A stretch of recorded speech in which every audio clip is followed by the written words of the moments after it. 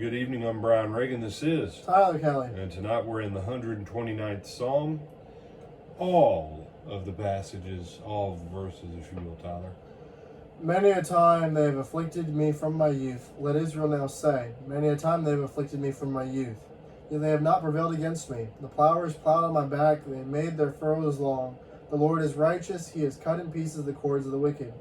Let all those who hate Zion be put to shame and turn back. Let them be as the grass on the housetops, which withers before it grows up, with which the reaper does not fill his hand, nor he who binds sheaves his arms.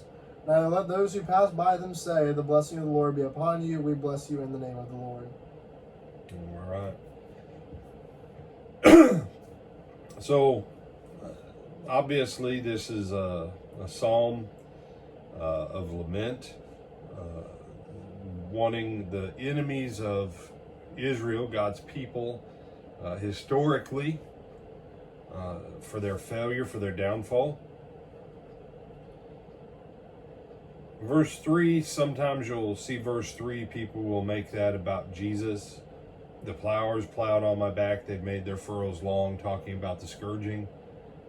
That's fine if you need to pull that one verse out of Psalm 129, which is really not a messianic psalm, that's fine. But it's the bigger issue of knowing the history of the northern 10 tribes, knowing the history of the Babylonian captivity, knowing the origin of Israel when they were first formed before Moses ever led them out in Egypt,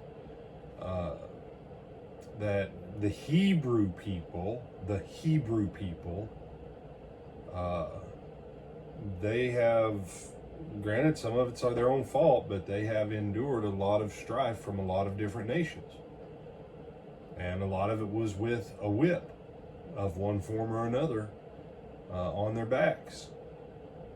And the prayer is, cut them off, make our enemies wither like grass before it even gets started, so that there's nothing there to pick up. That as they are going out, they won't say, the blessing of the Lord be upon you, we bless you in the name of the Lord. You say, well, that's the point being, they can't even say a polite word because they're afflicting them so much. And so when you come to a lament psalm, and one that borders on being imprecatory, meaning bring down some vengeance and wrath on their heads, you say, well, Jesus tells us to bless and not curse. That's right. So if you wanted to pray that one, you just put, Lord, even though they won't pass by and say, the Lord bless you, may the blessing of the Lord be upon you.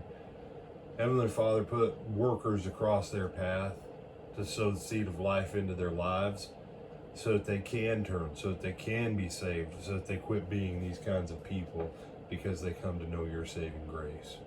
That's my heart's desire for them. And now you've taken what's kind of a curse and you've turned it into a blessing. Anything you want to add on this one? No, sir. Tell them when we see them again, my brother. We will see them this Sunday at 9:30 for our Bible classes, either on our live stream or in person, and then at 10:30 for our morning worship services here at the Lake Butler Church of Christ in Lake Butler, Florida, either on our live stream or in person. And until then, have a good weekend.